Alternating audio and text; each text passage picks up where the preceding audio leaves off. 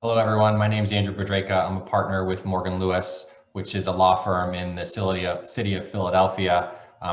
Pleasure to be with you here today to talk to you about this next round of the Paycheck Protection Program for small businesses like you that do not have any employees. Today, I'm joined by my colleagues and teammates, Jamal Hill, Ben Stango, and Scott Berman. And the purpose of our presentation today is to help you understand this program generally, and then to the extent you're eligible, improve your access and prepare you to apply for the program.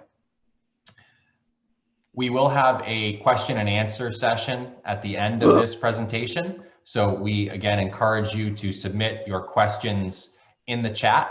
The Enterprise Center team is actually answering many of those questions real time in the chat, so they may be able to knock some of those out for you quickly. But we will take stock of all the questions and the real areas of concern during the presentation, and then we'll spend a good 20 or so minutes at the end talking about those questions. Next slide, Scott. So just a bit about Morgan Lewis. As I said, we're a global law firm with a big Philadelphia presence. We have been tracking the COVID-19 pandemic's impact on businesses and small businesses since the spring of last year. The four of us all serve on a task force at Morgan Lewis, specifically focusing on the Paycheck Protection Program and the other federal government, state government relief programs that have been rolled out in the past 9 or 10 months. So we have a lot of familiarity and knowledge, and we really are looking forward to helping you with this specific program today. Next slide.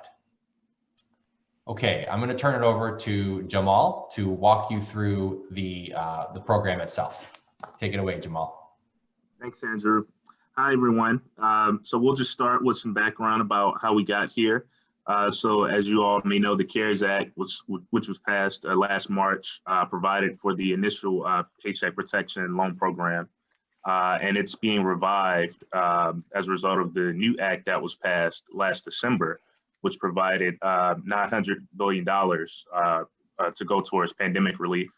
And approximately $285 billion of that, $900 billion, is dedicated to the extension and expansion of the PPP program. So this new, $285 billion strengthens the program for first and second time borrowers and extends the lifetime of the program through March 31st of this year.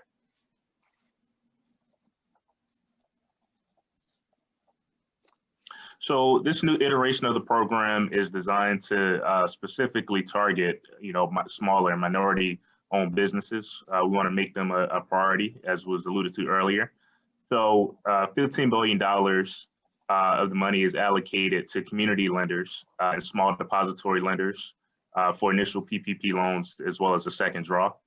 $35 billion are earmarked for first-time borrowers, and $15 billion of that, $35 billion, is allocated to smaller first-time borrowers with fewer employees, or for loans that are less than $250,000 in low-income areas.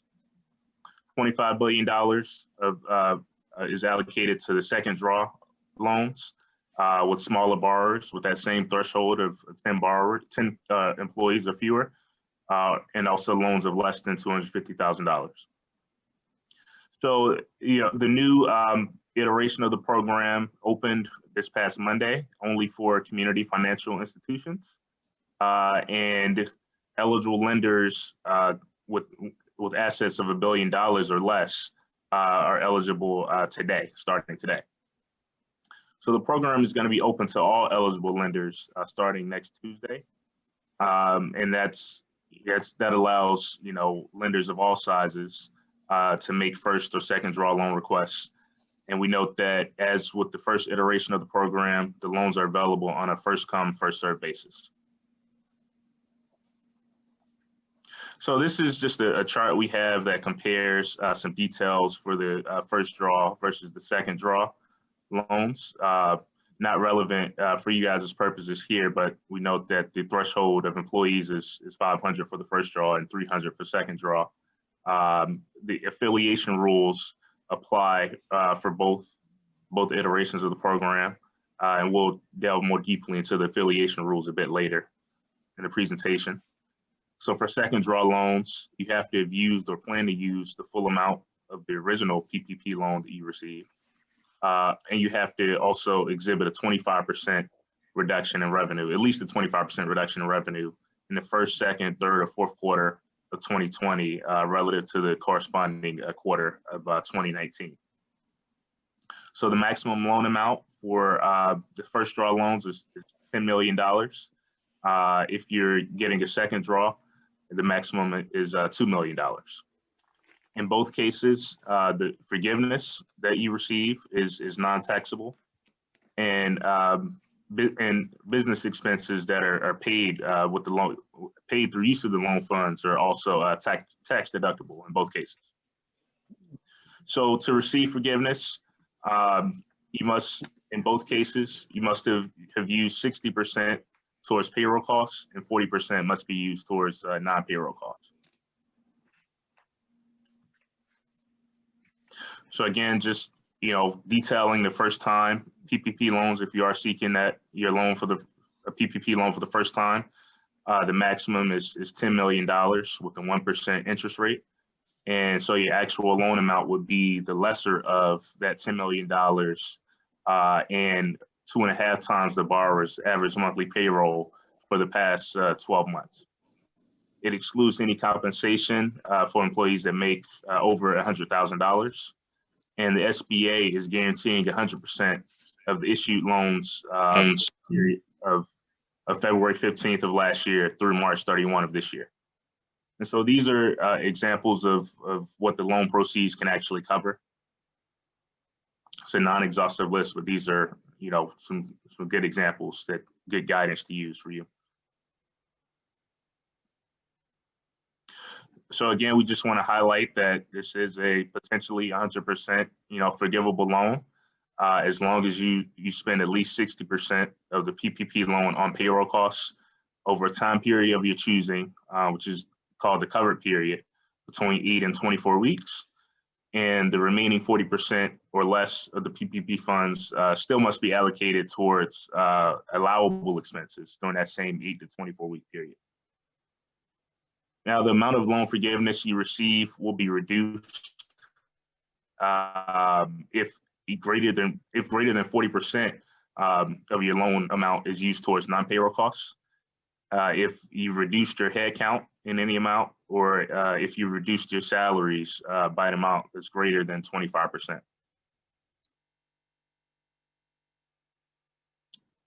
Okay, and now I want to hand it over to my colleague, Ben Stengo, who will talk in more detail about the actual application. Thanks very much, Jamal. And thanks to all of you for joining us here today. So as Jamal mentioned, I'm going to be getting into some of the more granular aspects of applying for the PPP. We're going to be taking a look at the actual application itself, so spending a little time there to understand what's going to be required and what type of information and documentation you should prepare in advance.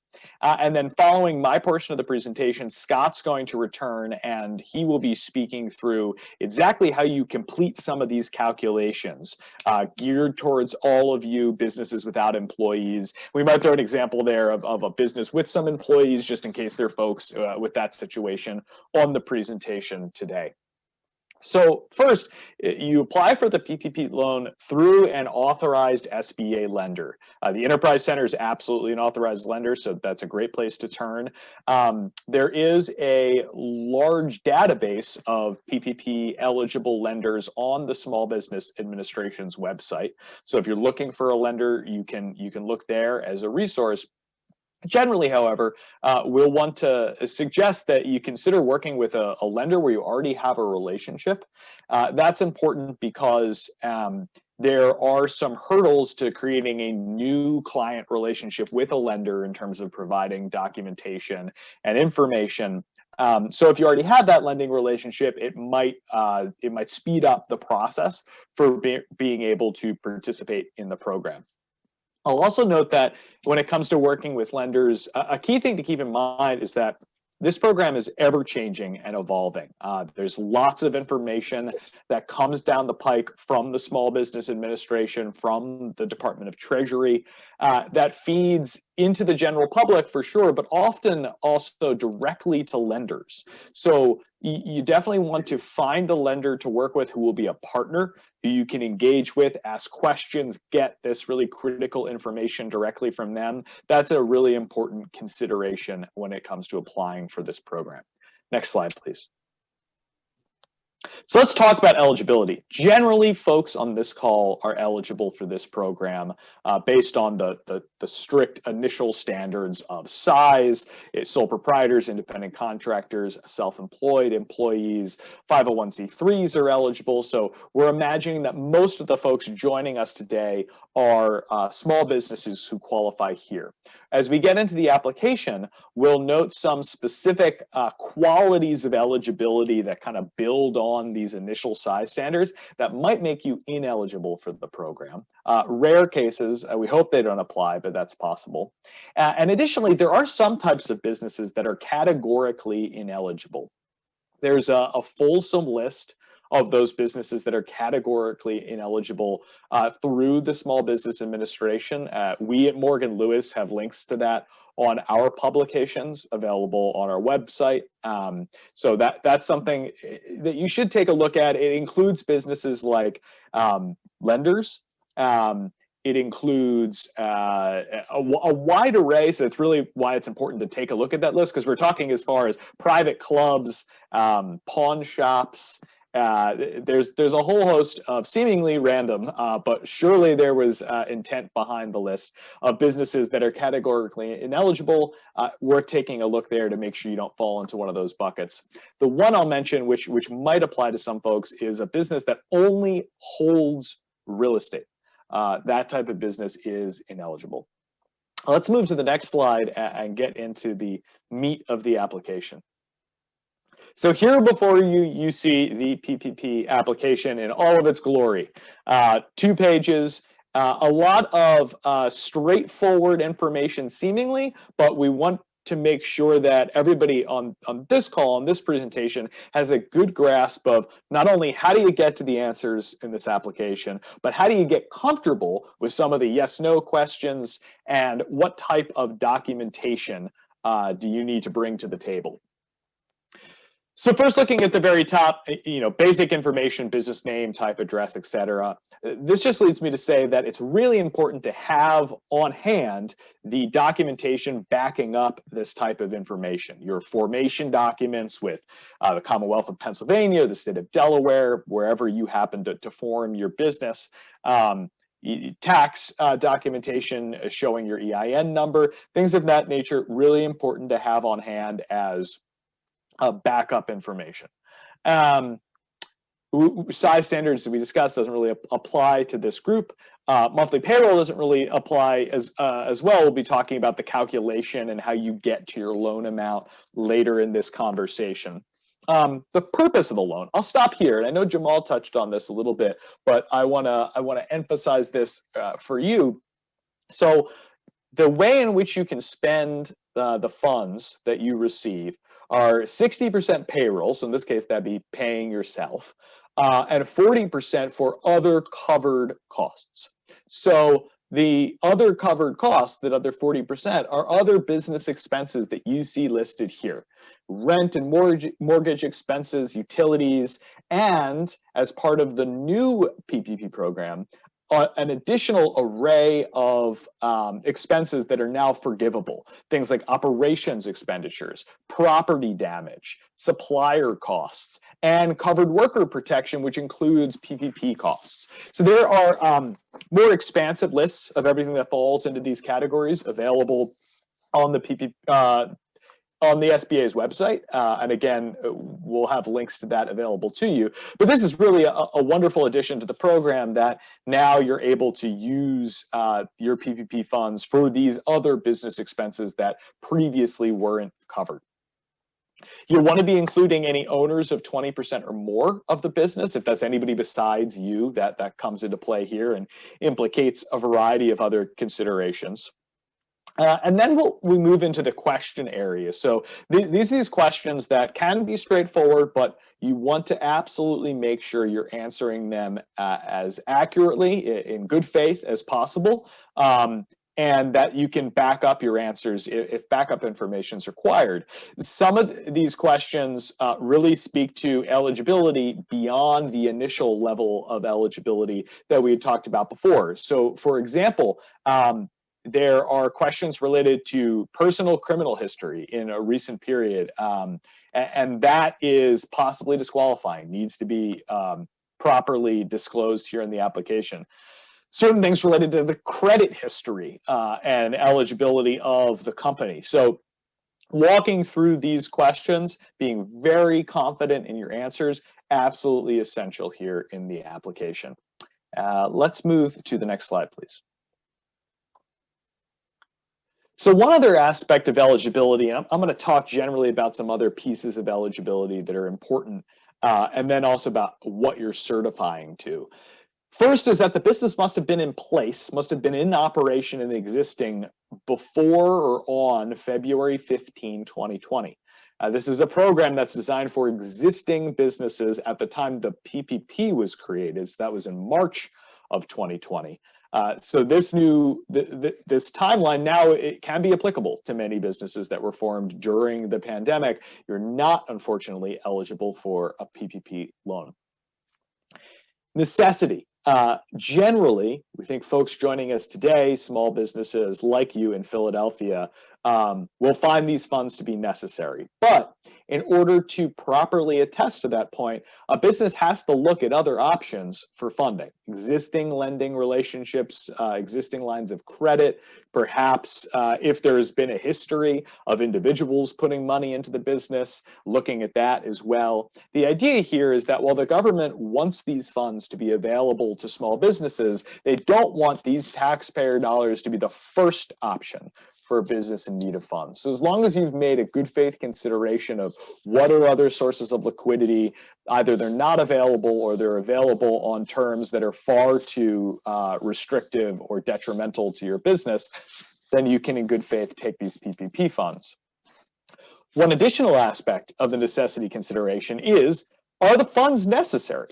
For most businesses, again, the funds will likely be necessary given what you've experienced during the pandemic. But the example we like to use is if for some reason you're a small business that, like Zoom, has been booming over the course of the pandemic and business is great, you don't qualify for this program. This is really for businesses who need the funding. In this certification at the back of the application, you're going to be certifying to that, not only that necessity piece, but also the use of funds, that you'll be using them for the proper way, the information you provided is correct, and that generally, your application is truthful. And Andrew's going to touch on this a little bit later, but this is a personal certification that you are making to the federal government. It carries significant potential penalties if the application that's made, if the certifications that are made are false. Now, we know when folks are filling these out, your small businesses looking for funds to support your business. And if in good faith you fill out this application and you make some sort of mistake, that's a mistake, and it can be remedied. But in no way should you state anything in this application that you know to be false, because it really does carry significant fraud risks, significant risks with the federal government that you don't want to touch. But as I said, to not end my portion on a scary note, these are funds that are available for businesses like you that are struggling during the pandemic. It's a fantastic federal program that can offer a lot of support, and we encourage you to work closely with your lender to make sure you fill out a great application in order to receive these funds. Let's move to the next slide, please. So with that, I'm going to turn the presentation over to Scott to talk about some additional materials that you might need when connecting with a new lender. And then Scott's going to walk through some specific calculations to give you a really clear idea of how to determine how much funding you're eligible for. Okay, great. Appreciate that transition, Ben. So just to give you guys a quick rundown, I'm going to talk about some of the materials that you'll need to apply for a PPP loan, but also when you are creating a relationship with a lender. Then I'm going to walk through the Schedule C IRS form that you'll need to have completed, and I'll dive into details on that.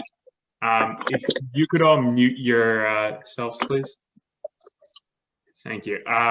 And then after that, I will run through some specific examples to kind of show you how you might calculate a loan request amount for your own business on the application itself that Ben just walked through.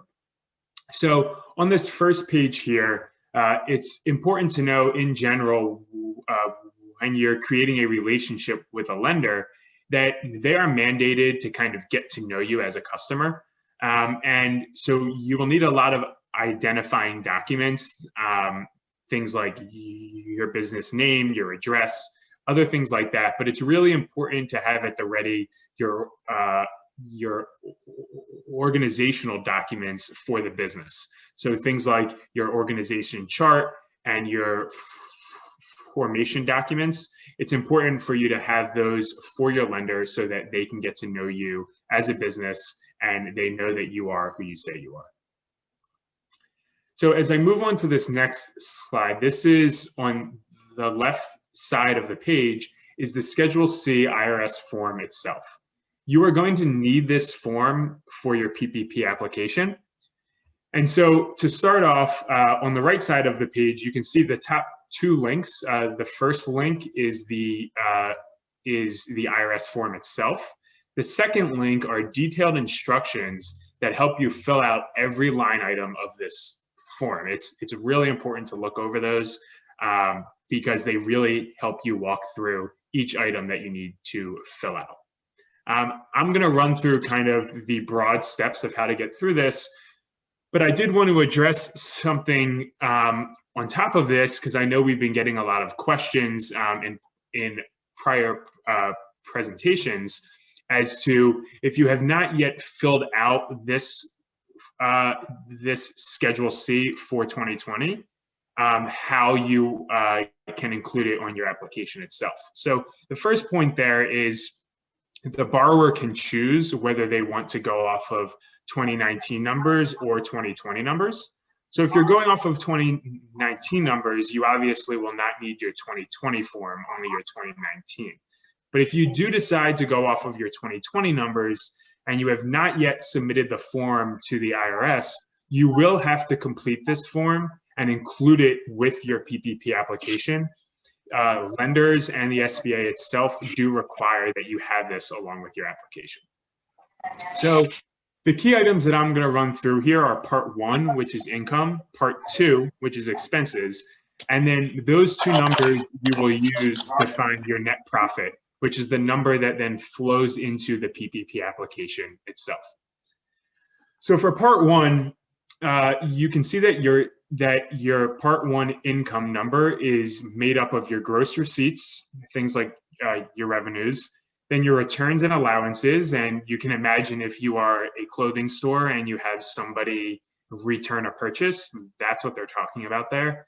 And then your cost of goods sold, which is on page 2 of the form, which we don't have here, but the instructions run through if you keep inventory, how to calculate cost of goods sold for that.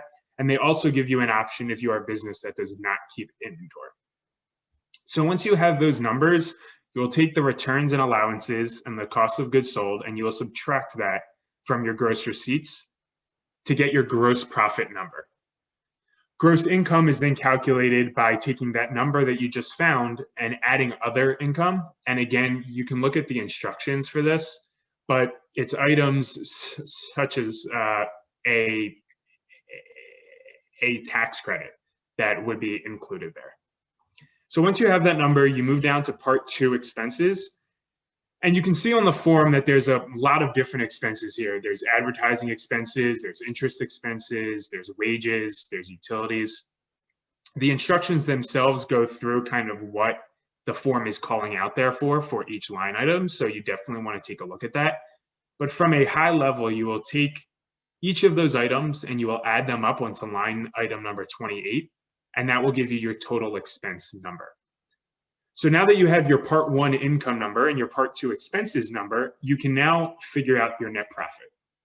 So your tentative profit, as you see on the slide, is your gross income, and then you take your total expenses from line item number 28, subtract that from your gross income.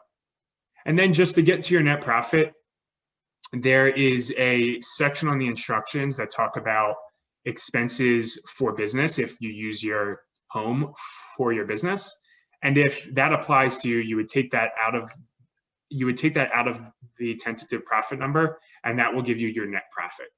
Once you have this number, this is the number that flows into the PPP application that Ben discussed on the prior slides. And then you will apply the multiplier that 2.5x to that number after dividing it by 12 to get a monthly number. And that will give you, in general, your loan request amount.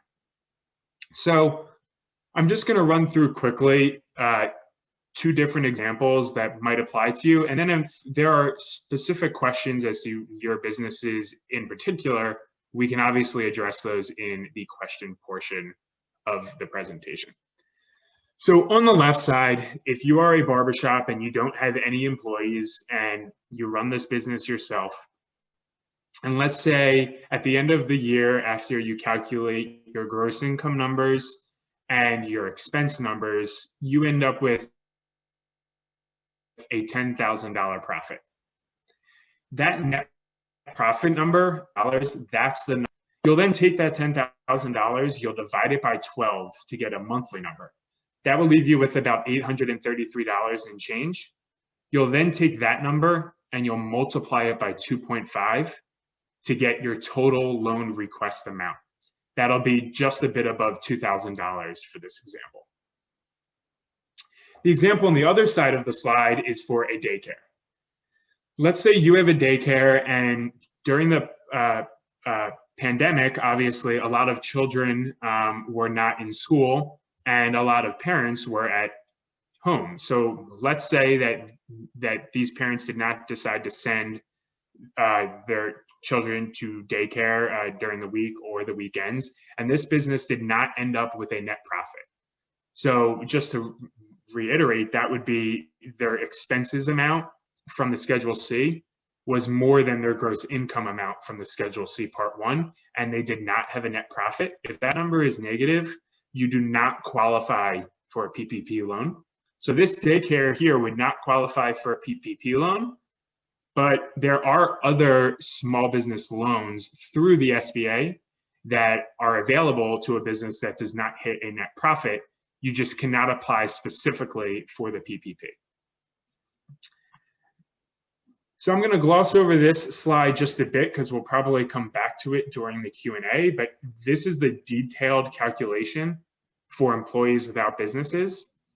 And you can refer back to this as you're completing that form. We took this directly from the SBA IFRs, so this is exactly what they're looking for when you're calculating your loan request amount. We also have the slide here for businesses with employees, if that applies to you. And again, you can refer back to this later if you need, because we will be sharing this PowerPoint with all of you. And with that, I'm going to pass it back to Andrew to run over just a bit of the risks involved, and then we will move directly into the question portion of the presentation. Thank you, Scott. So the risks with these loans, and as Ben mentioned, when you do apply for a Paycheck Protection Program loan, you are making factual certifications to the federal government, because ultimately, if you apply, receive a loan, and it is forgiven, that is a grant, or essentially it is government funds that have come from the government to you, and therefore the government requires the statements around your eligibility for these funds to be true and correct. The federal government is watching how these funds are spent.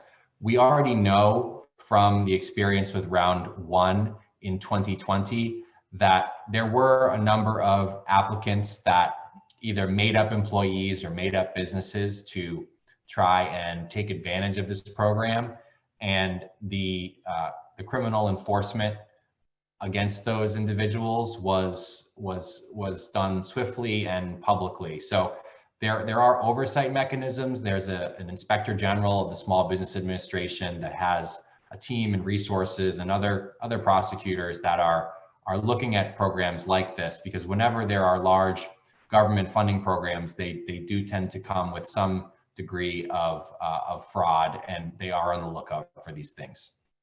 I think the takeaway here for a small business like yourself is just, make sure you are comfortable and with your factual statements and that they are true, and make sure you look at the things we've talked about today and make sure that they really are true, and you're comfortable making them.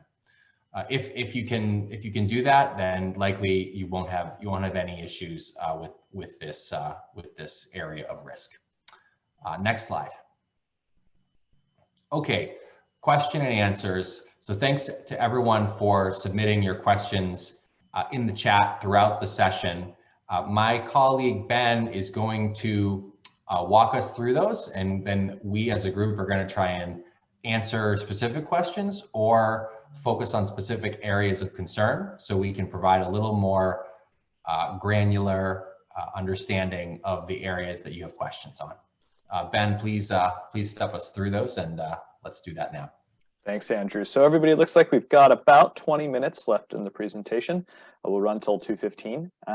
And during that time, we'll try to answer as many of your questions as possible. Really want to thank the Enterprise Centers team for responding to questions that they've come into the chat. I'm going to touch on two topics I've seen come up in multiple places. And kind of give an overview of those topics. And then if your question has not been responded to, please go ahead and repost it in the chat. We'll start looking for questions that came in after 155, 156, and make sure you post that to everybody so the full chat is visible, and then we'll walk through those as well. So the first topic I want to talk about is other programs available. So if you're not eligible for the PPP, or you're exploring additional programs, we thought it'd be good to just touch for a second on what else is available through the SBA and through these federal programs. Some to highlight for you: the microloan program through the SBA. That is a great option for a small business that might not be eligible for the PPP. Traditional 7A loans, which is the loan program on which the PPP is built. That's another loan program to take a look at. There's information on both of those on the SBA's website. So that's a great thing to look into to see, hey, maybe there's some additional or alternative loan programs I'll look at.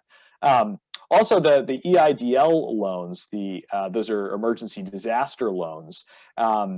We've seen some questions here related to them specifically, and I'll note that those are loans that cannot be used for the same purposes. You can't get money from the federal government from two different programs for exactly the same expense, but they can complement each other, and you can refinance an EIDL loan into your PPP loan.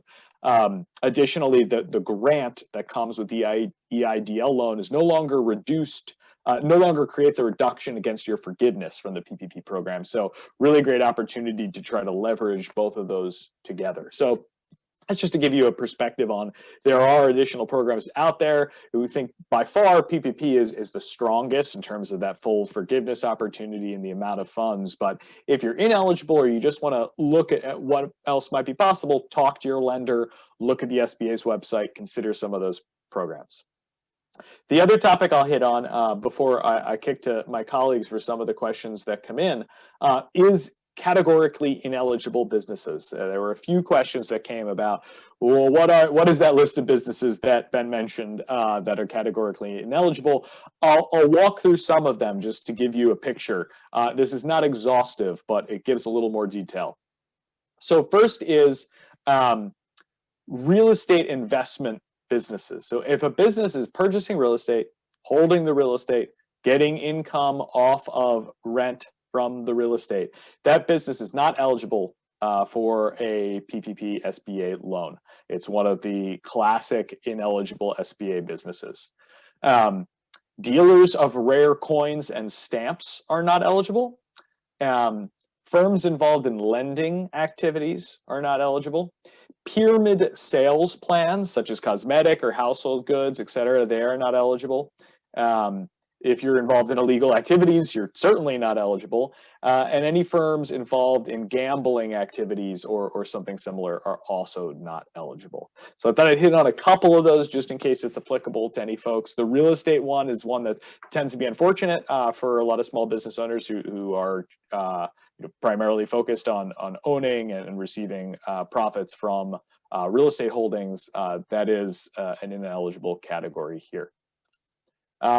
So if I scroll back through questions, one thing that I think we'd like to do based on the questions that came earlier and just kind of the general focus of the presentation is to show up close some of the calculations that relate specifically to how you get to your loan number. So I think I'll kick it over to Scott and ask him to move to some of the slides later in the presentation that show you precisely how do you get to what's the loan amount you're going to be eligible for here.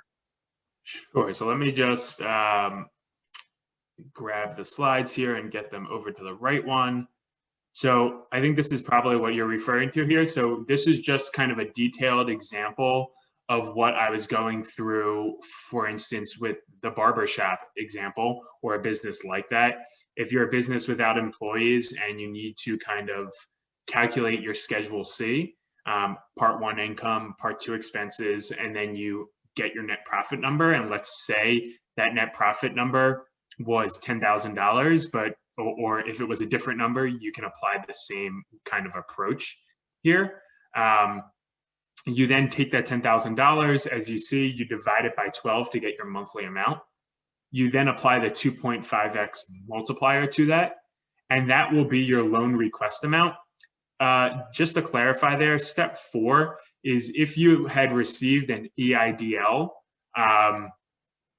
during a specified period, I believe it's between January and April, the application itself notes the specific timing, but that will then be added as well. But as Ben noted, you don't need to pay back your EIDL advance anymore. So that does not need to be included in there. And I guess one other thing I would emphasize here again is if that line item for net profit turns out to be negative or 0, you can see that if you move through the calculation and you try to divide by 12, and then if you take that number and you multiply by 2.5, you're not going to end up with a loan request amount. And that's just kind of the way the program was designed, that if you are not net profitable, you will not be eligible for the PPP loan. And that's again where kind of those other programs that Ben had mentioned can come in, because there are still options for you. It's just the PPP loan itself does not apply. The one other item that I would mention, and I saw some questions on this, was for the multiplier of 2.5, if you're taking out a second draw loan, so not a first time, you've already received a first time loan, and you are taking out a second loan if you are eligible for a second draw, and we can kind of run through what those requirements are quickly, but the multiplier is still going to be a 2.5. But if you are part of a accommodations or food services business, that multiplier has been carved out for those businesses, and you can use a 3.5x multiplier. If you want, Ben or Andrew, I can move to those slides and we could walk through those quickly, or do you want to move on to other questions? You can go through those, Scott. That's not a bad idea. Okay. I'm actually going to let Jamal talk to this. Great, thanks, Scott. So again, so these just highlight some details with respect to those who are applying for second draw loans. Again, not applicable here, but it's relevant for employees that are, the threshold here is 300 versus 500 for first-time employers. First-time draw loans. And then as Scott mentioned before, you know, the food services and accommodations businesses, you know, those are eligible for to receive loans that are 3.5 times the monthly payroll. But we note here that, again, you must have used or plan to use the full amount of the original PPP loan. And you also must demonstrate at least a 25% reduction in revenue, on a quarterly basis, but that can also be calculated on an annual basis. So you can calculate it if you've had a 25% reduction in revenue annually, calculated based on 2020 versus 2019 as well, rather than quarterly. Another slide in there, Scott, that covers. Yeah, there's just one more here. Okay, and again, we note that the maximum here is $2 million for the second draw loans versus $10 million. And again, we note that it's at 2.5 times threshold for the average monthly payroll costs, for businesses other than accommodation and food services industries, in which you could receive 3.5 times the average monthly payroll. Great, thanks to both of you. I'm going to add one clarification in response to a question to what I previously said about real estate holding companies. It is good to note that if your business is primarily a real estate management operation, so you might hold real estate and receive income from the real estate, but you also manage the properties, it's very possible you can be eligible. What the SBA is carving out is businesses that passively hold investments or speculate or things of that nature. Okay, let's see if we have other questions coming in here.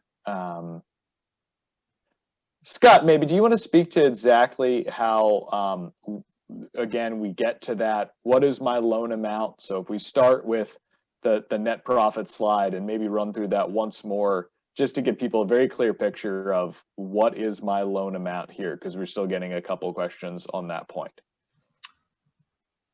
Sure. So you mean Scott, too, maybe also just address when you would use net profit versus when you would use average monthly payroll costs. Got it. Again, I'll turn back to the slide here that kind of has the example calculations. So on the left side, this is the stuff that you will be doing for your Schedule C. And we saw a lot of questions come in about what if you haven't completed that form yet? What do? You do have to include a Schedule C completed form with your application. It is required by lenders and by the SBA for the PPP loans. And again, you can choose as the borrower if you want to use 2019 numbers or 2020 numbers. And if you are using 2020 numbers and you have not yet completed your Schedule C, you will have to complete that along with your PPP application. So there's two key parts for the Schedule C. Again, part one is income, part two is expenses. Part one income is really just three main items. It's going to be your gross receipts, which is essentially your revenues. Then your returns and allowances and your cost of goods sold are both going to be taken out of that gross receipts number to get to your gross income number. As you can see there, the 450 minus the 20 minus the 280 gets you to 150 for your gross income. Then your expenses, this is just an example of the line items on the part two expenses. So advertising, if you pay mortgage as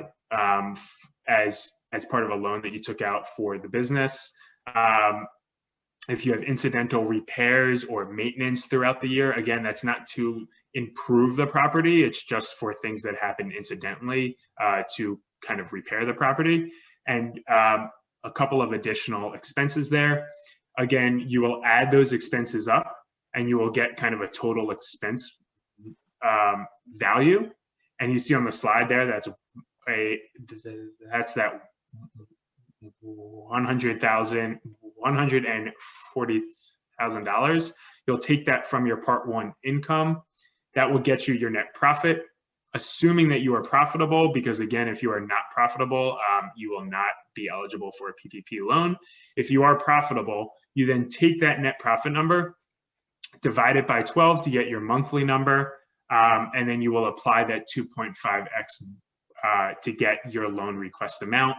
And then if you were a business that had an EIDL as well, then you will add that number in, but do not include the advance amount, because as Ben had mentioned, you do not have to repay that, and that will be your loan request amount. And then I think the other question to address was kind of when you use the net profit number versus when you use the average payroll number.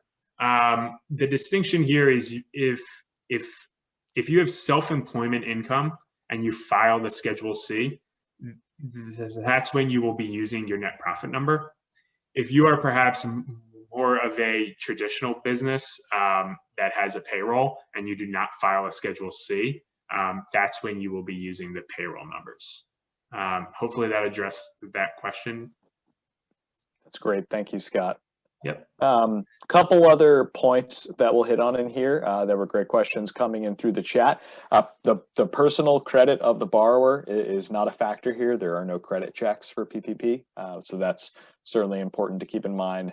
There's a question from Swazi Properties. I have a cafe that is not open now because of COVID. We were only open for a year on and off. Can we apply? It's a question of what is the business permanently shuttered? If it is, then you can't apply. Did the business have employees on payroll from which you can develop an amount eligible for the application, or net profits if it's just sole owned? That's the other factor there. And was it created before February 15, 2020? Needs to have been in existence before then, in operation before then. So that's another factor. Quickly to just reiterate what Jamal focused on with the second draw application, if you've already received a PPP. So for your second draw application, you will need to demonstrate a 25% reduction in revenue quarter to quarter. So Q1 2020 versus Q1 2019 or something similar. Or if you can't demonstrate it quarter to quarter, you can use an overall year to year decline of 25% to demonstrate your eligibility. Now, at the time of your application, you do not need to show proof of that decline if your loan is under 150,000. You will need to eventually, so you should have that proof ready. But if, for example, you know there was the decline, your books just aren't in order, or your accountant doesn't have them prepared, you can still make your application now, get those funds, and then submit that evidence along with your forgiveness application. Hey, Ben. Yeah. Just a quick clarification point on that. When you say quarter to quarter, we mean year over year. So that would be quarter 2 of 2020 versus quarter 2 of 2019. It's not quarter 2 2020 to quarter 3 2020. Just wanted to make that clarification. That's an important clarification. Yeah, thanks for noting that, Scott. It is looking at the 2 years, Q1 versus Q1 of both of those years. Yes, very, very important. So it seems like questions running in. We've kind of hit on a number of these, but I'll note, yes, sole owners of LLCs still potentially eligible to qualify.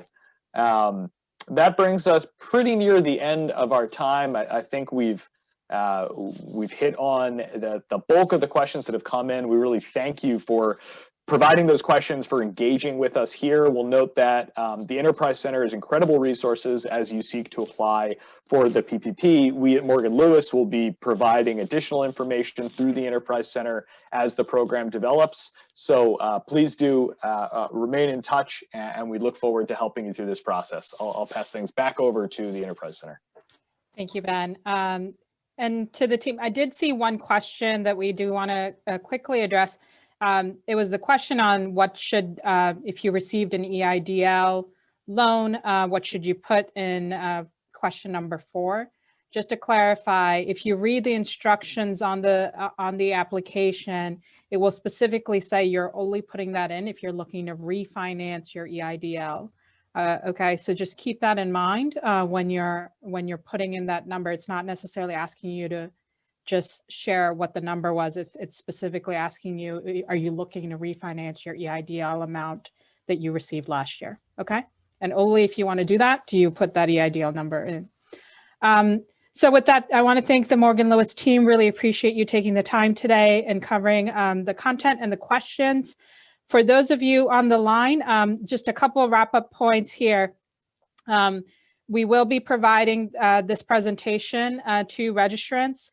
Also, the Enterprise Center, if you are interested in applying through the for PPP through the Enterprise Center, we do have a dedicated PPP page, and it also has an FAQ trying to address a lot of these commonly asked questions or frequently asked questions. So you can get the link. You should see a link from Elizabeth McGinsky on the chat. Please click on that link and save it as your bookmark. Save it as a bookmark so you can reference it later.